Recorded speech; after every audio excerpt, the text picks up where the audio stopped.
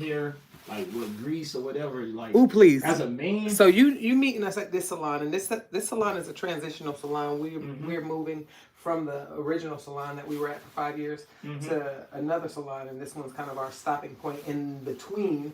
And so I haven't done any permanent decorations, but at the other salon, decorations on the wall were very specific. It said no oil. Grease is oil. Yeah, no, I never put nothing. Yeah, I never put nothing, but on my hair texture. No. Yeah, I haven't did nothing. The hair texture is not gonna require you to put anything in it. I probably got psoriasis with the type of dandruff I have. I haven't been scratching or whatever the case may be. I haven't shampooed or nothing. But yeah, it's just. Have the doctors prescribed you anything? No, she just said just based on her by what she see, it's probably like psoriasis with that. When's the last time you got your hair done? From today? Shit, that was what was that? That was the Monday of Christmas week.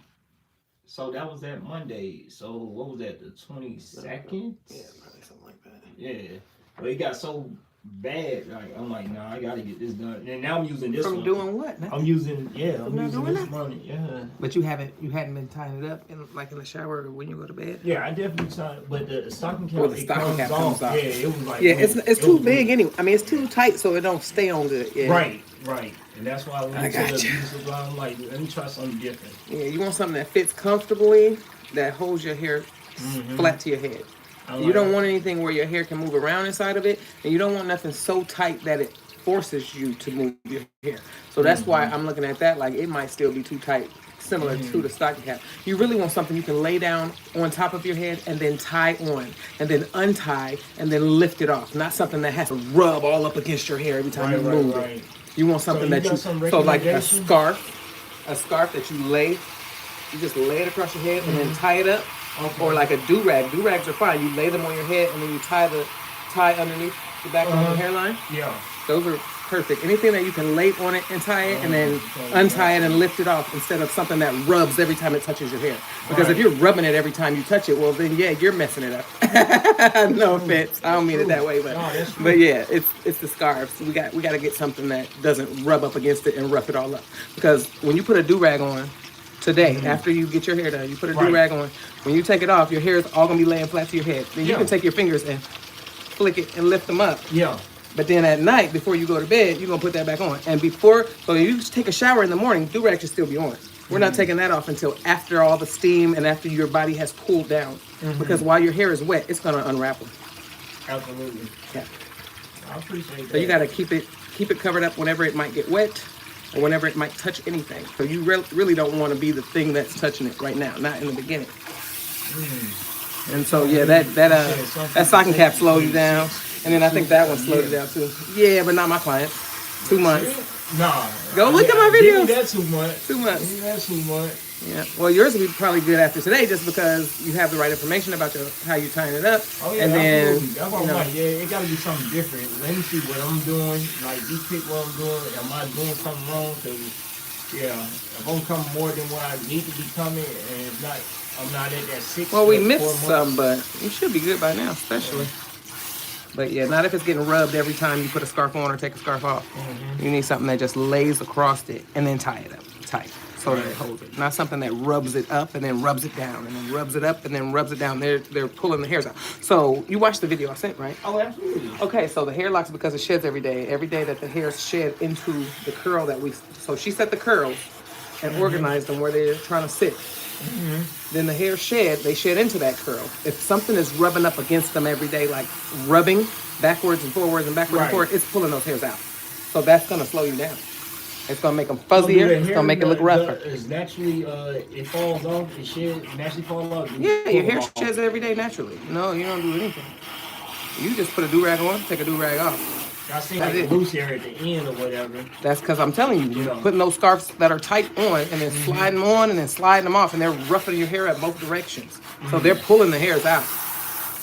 Does that make sense? Absolutely. Like, because they're supposed to be snug in the curl, but if something's rubbing up against them, rough both directions, it's pulling hairs out. The hairs are being pulled out. So they might not be all the way out. They might be just pulling down towards the ends, or they might be just making the locks look fuzzier than they should.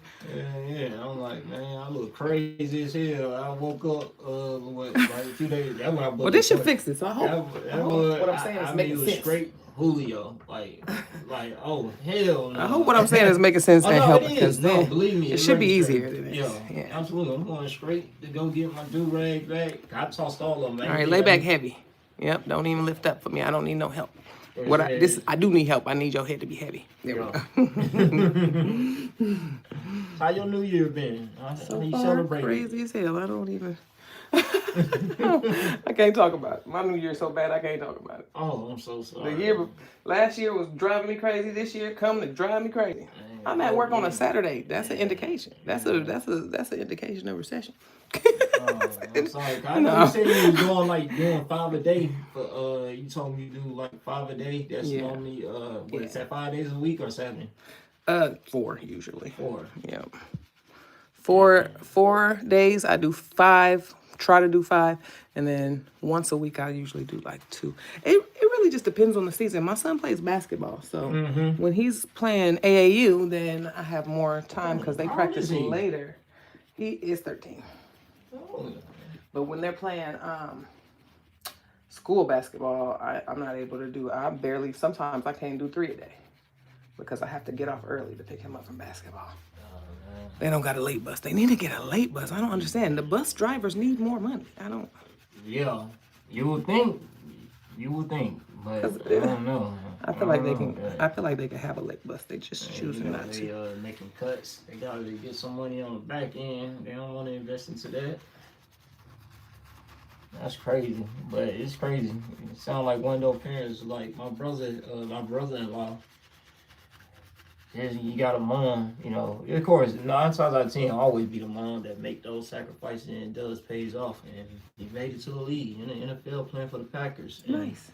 And able to take care of mom the way she was there for him and invested into him. So, things pays off, Well, I just like that he's active and that he has something that he works for that I don't have to remind him. Little boys, you got to constantly be on them about everything. And I don't have to even be on him about that. He wants to do it. That's good that you got a child that make your life easier, that you ain't over his shoulder because he all up into this and that and exposed, especially with social media nowadays. We got a lot of young kids losing their life and being enticed, wrong place, wrong crowd, wrong situation, everything. So, that's good. Sound like you're a real good, smart young man. Yeah. Proud of him. Yeah. But I'm interested to see how your scalp does after today. Because, the products are important. I don't know if you're reacting to a product. So. How would you tell? Like you tell that off the back, or there's a time period? So, well, normally there's a time period. So how soon does your scalp start to itch and flake? You know what? I never was paying attention. It just it haven't been even itching how it was earlier before, but it's just there, like dandruff, But is it there right after you leave from getting it washed? Mm-hmm. How soon does it come? You're gonna have to start paying attention. Because I did not know that was a thing, and that's why I said the more information, the more I could be better at handling. So there's a reason though. So and you should know it because your scalp is alive, and it's shedding dead skin cells every day. Yeah. So your scalp makes dead skin cells. Your whole body does, right? But your scalp's not getting washed every day, so they have more of a chance to accumulate than your body, where you're scrubbing them off with exfoliators and loofahs and stuff every day. So. You've got dead skin cells coming out, and it's a lot of them too, millions, okay? And then your scalp also makes its own oil. Yeah. So if your scalp is making oil and dead skin cells, eventually that oil is going to build up enough to where those dead skin cells, while they're normally microscopic, and if you scratch just a little bit, they'll flake right away. Right. They stick with the oil, and then you start to get the flakes that you can see and move. Mm-hmm. Right, so dead skin cells, oil, and then your scalp also sweats. Most people's does at some point, whether it be when they're asleep or when they're in the shower, or when they're working out. Scalps tend to sweat too. So you got 3 different things that are coming out. And so if your scalp isn't bothering you for 3 or 4 weeks, well then that's normal. because it's been 3 or 4 weeks. You got dead skin cells, sweat, oil, all these things coming out naturally without putting anything on it. You got all that going on. So it's going to have, you know, it's going to feel some kind of way with all that on it. It's ready to be washed, basically. Right. Yeah, but if you're doing that in 2 days, right? Yeah. It's a problem with your product. Okay. More than likely. And because I've also had, I've had people that say it happens in a week. A week might just be your body wanting to be cleaner. I don't know. But it could also be product. So if I don't use any product, because I can absolutely do this entire job without any product, except for this, except for shampoo. I need shampoo. But I can do everything else with water. I absolutely must have something to clean. But I can do the rest of it with just water. So if we're doing it with only water, and it's itching and flaking up in a week, then you can see your doctor. Then you need to see the doctor. Oh, okay. But 9 times out of 10, I would trust to change my diet before I would go see a doctor. Because what's coming out of your scalp came from in your body if you're not using anything on it. You're not putting anything on it, then what's coming out? Right. So your body's got toxins coming out. It might be something you're eating, you know? So, but that's the kind of path we take. So first we start with using my product, which I know is very clean. And then we switch to no product and see how that does. A lot of people after that go to the medicated shampoo, but I don't think the medicated shampoo is all that special, personally. I think that it's something in their diet they need to change. But the doctor's going to give you a medicated shampoo. Oh, they don't tell you, like, is your diet, they'll just automatically go with the shampoo. I just tell people to beware that it could be something in their diet. It's up to people to decide if they want to make a change in their diet. My skin started breaking out in 2016 really, really bad. And I found out that it was from the food that I was eating. So I changed my diet and my skin cleared up. So scalp is just skin. Right. So that makes sense. If I'm not putting anything on it and it's doing all kind of crazy stuff, it's coming from what I'm eating. That's just basic science. But a lot of people don't want to do anything about that. So if they can get a medication, that's why Ozempic exists. If they can get a medication that can do the job, they're going to do it that way. They'd rather do it that way. That's easier. You know, it's easier to get a medicated shampoo and possibly some kind of pill from a doctor than it is to stop eating all that rice. I don't know.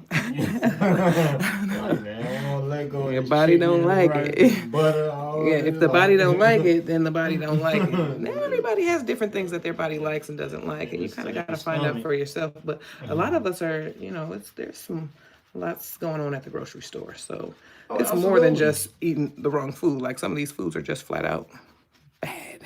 Absolutely. Maybe just not food, you know. It's not even food. So what's on the label? Who's to say what they put on the label is even accurate? I mean, are we trusting them? Yeah.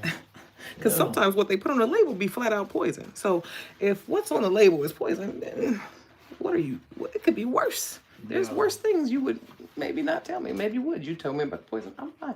I'm just going to stay away from it. But everybody's not going to do that. So, medicated shampoo. But that usually doesn't really fix it. So, I don't see the medicated shampoo working any better than my shampoo. But it is what it is. So, when you say your shampoo, you make your own? No, I don't make my own shampoo. Absolutely not. No, I use Paul Mitchell Tea Tree for the first shampoo because it cleans it really good. And it does that cooling, tingly thing that people like. Absolutely. And then and then I change it up for the moisturizing shampoo. I just use a moisturizing shampoo. It makes it feel soft. You know, I like for it to feel soft when I leave the shampoo bowl. And that's it. But no, I don't make shampoo. I do make the retwist product. I do make my retwist product, but I don't make the shampoo. Heck no. Listen, I don't have the time to make the product. I wish somebody else would make it so then I could just buy it. I'd rather could just buy it. But I mean, I'm going to get it done eventually. Right now I'm producing it myself when I need to, which is often. But absolutely. I'd rather if I could just buy it. I started out buying stuff. It just none of that stuff worked. Nobody liked it.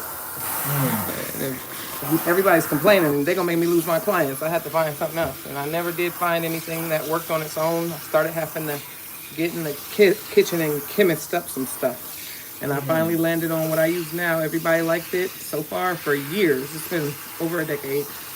Everybody likes it. Yeah, that's proven. I still ship it. I sell it online. I ship it. But I say just stick with it. It's a lucrative business and also a tricky business. Like you gotta know your craft and you can well informed. And you've been investing into it. Some people just do it just for money, but you're actually passionate about it. Standing out and knowing. It was important to me. I wanted to be able to answer my clients' questions and with certainty. So, I mean, I spent hours and hours researching and thinking about it. I actually came to a lot of the conclusions when I was in not hair school, but cosmetology instructor training. When I went to become a teacher, I had to basically teach. That was my, you know, like when you're going to school to do hair, you really just doing hair. In order to go to school to become a teacher, I just was teaching. And over the course of teaching my students, I started to realize, like, it's all just hair. It's just basics of hair. Hair is science, and it's all just basic stuff. But it's the same stuff you learn in hair school, but it just kind of applied a little bit differently. So.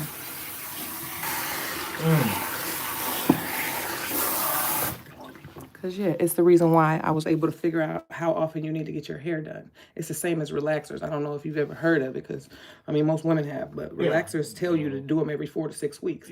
Once you have an inch of new growth, where two different textures meet is a breaking point. So afro hair meets relaxed hair is a breaking point. So right at the point where they meet, once you got an inch of it and you're doing styles and stuff, your hair is popping off at that point. So you get a little short afro everywhere. Well, the same thing happens with locks. When locked hair and afro hair meet, is two different textures. So once you have an inch of afro hair, the locked hair and the afro hair are separating. The only difference is with relaxer, you end up with short hairs all around. But with locks, you end up with short hairs, but your locks are still long, so you can just add that hair back to the locks, but you still shouldn't do it because it makes weak spots up and down the lock. Oh, shit. And those weak spots do eventually break off. But it usually gets pretty long before they do, so it's harder to convince people to get it done on time. But most people do until it starts getting long, because once it gets long, it starts to slow down. Now, for me, if my hair growth slows, to me, that's a bad thing, okay? But people, why is it growing slow? If it was growing an inch a month before, and now it's growing half an inch a month, it seemed like something bad is happening to me. Yeah. So, but most people just be happy they don't have to get their hair done that often. But I would take that as a sign to get a haircut, to trim it, because it's probably getting heavy. Okay, lift up.